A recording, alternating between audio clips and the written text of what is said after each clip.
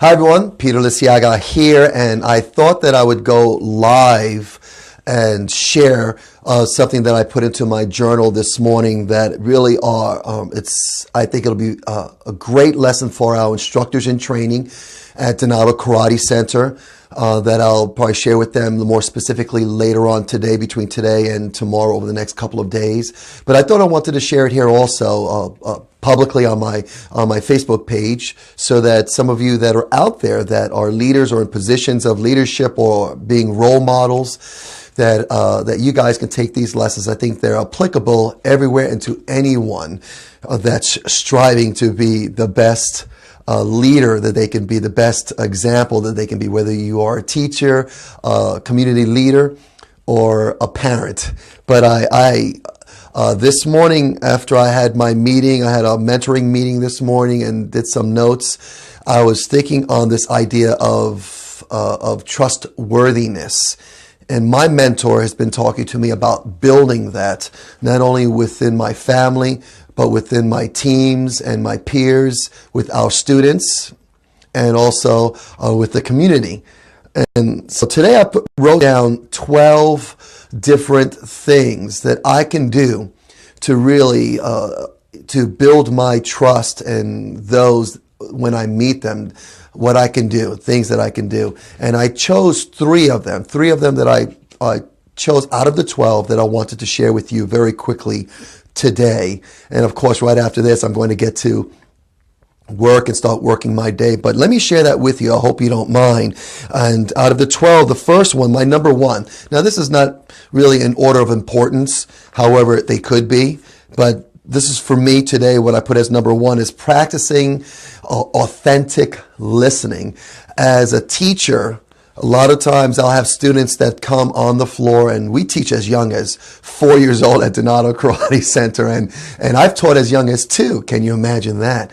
And when we have students that come in 4 years old, sometimes their behavior is sometimes out of this world. If you can imagine, if you're a parent, you know what I'm talking about. But a lot of times, if we truly authentically listen to or watch our students, we know that they are giving us messages and they are saying things to us that go beyond the behavior. So I want to really be a listener and be very authentic in my listening, really not only with their behavior, but also when parents speak to me or when other students speak to me, the messages they give. I really want to listen and really ask myself, what are they really saying to me? Sometimes it's literally what they're saying. They're telling, hey, I have to go to the bathroom. Can I please go? Or they may be expressing something, sharing something with me on how their day went. And I need to really do my best to listen. If a child comes up to me and I go to them and say, hey, how are you doing today? And they answer me, oh, I'm doing great. I had a good day. But I look at their demeanor. I look at their body language.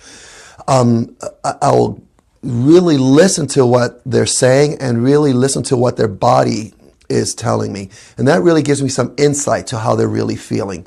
Because I really do want to hear what they're saying so that I can be a better instructor, a better teacher to them and guide and direct them. Because really, when they come to our school, and I'm the instructor, my goal really is to teach them, to give them the lesson that we have on our curriculum for the day. But more importantly, I want to inspire them and motivate them so that when they do leave us, they're encouraged, that they have hope, that they're going to have a great day, that everything's going to be great, especially if they're going through a rough day. That being a martial artist is about really taking the challenges, confronting the challenges, overcoming those challenges. And sometimes it's simply just saying, I'm just going to do my best and get through my day. But let me look for those moments of fun, of excitement, and of gratitude. And so this is what I want to do. I want to change their state. I want to change their mind and train them so that they can leave with this sense of hope, and or just have fun with them along the way. Yeah. If it's a parent, many times parents will pull me off to the side and say, "Well, my child is struggling with this, or I need some help with this with my child." I really do want to listen and not have them leaving or feeling like I'm trying to brush them off because I have to hurry up and get back to a class that I'm in the middle of teaching or other things that I have to do. I want to stop. I want them to know that I really do care about what I can do to help them. So I need to listen. So that was my number one thing that I put on my list. Really to do my best to be an authentic listener, really be sincere in that. My number two is to learn to trust demonstrate. I was skipping ahead. Number two is demonstrating and showing respect. And I was reminded of that, and I do the best that I can to show respect and to respect others, but sometimes in my impatience, in my desire to move forward in the course of my day, because I have goals that I've set for the day and then I have a plan of action and I stick to that plan. And sometimes when someone asks me a question, I sometimes forget I need to stop and listen and be authentic and sincere in that listening, that I rush through and I don't respect that moment. I don't honor that moment, and I need to remember to stop and to show respect, to demonstrate my respect through really paying attention, to really honoring that moment that someone's given to me, and respect that moment, respect that person, and give them the respect, give them my ear, give them my 100% attention. And in that way, I can demonstrate respect.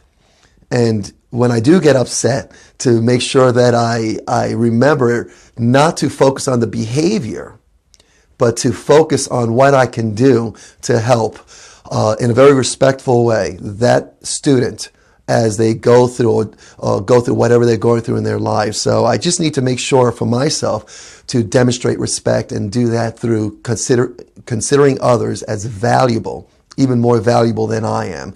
And I am here to serve. And this is what I want to teach all our instructors, you guys out there.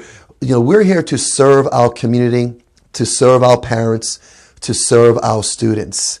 And it could be from teaching them the most challenging, high-level, advanced technique, or it could be cleaning up the toilet when there's a mess in there. We're here to serve. And so let's demonstrate respect and value of others in that way. So that was my number two.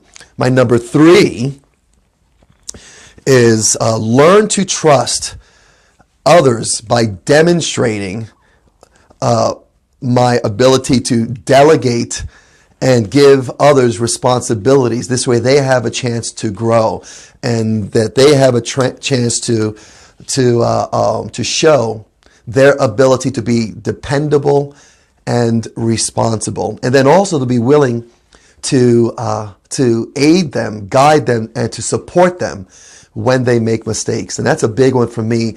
In 2010, I tested for and passed, and then received my 5th degree master belt under Master Donato. And in this April, I'll be testing and presenting for my 6th degree. But when I first received my 5th degree master belt, in that moment, I said, now I start training for my 6th degree. And I said to myself, for me, my challenge is to learn how to delegate, to learn how to put others in a position where they can grow, and they could learn how to be responsible, be dependable, and demonstrate their ability to do that. And then, of course, to support them when they do make mistakes, because there's never a question of what are we going to do, if we make mistakes or we fall on our faces. It's a question of what we do when we fall on our faces, when we make mistakes, right? And I want to, as a leader, as a senior instructor, as a master, getting ready to present for my 6th degree, one thing I wanted to make sure that I did and become really good at is delegating, allowing others the opportunity to be in positions of leadership, of responsibility, so they can show how they can rise to the occasion when they're called to. And that's one of my goals. And then to be patient, to be patient when they make their mistakes, to support them, to encourage them when they fall down, to help pick them up, and even hold their arms up when they get tired. And so those are my top 3 out of my 12. Just thought I'd share that with you. I'll be speaking to our instructors in training, and all our black belts. Once a student gets a black belt, they are invited to join on to our CIT team, our instructors in training, certified instructors in training, so that they can then pass on the knowledge. So this will be what I'll be sharing with them. So I hope this was helpful, and I know you guys have going to have a great day. I'll look forward to chatting with you guys. Any questions, any comments you guys have, and I know some of you, I've been seeing activity going on here, and I appreciate you guys supporting the work that I'm doing. It's a great help and great encouragement to me. You guys have a great day. Look forward to seeing you guys on the mat. If not, I'll see you guys in the mix of things. Take care. Have a great day.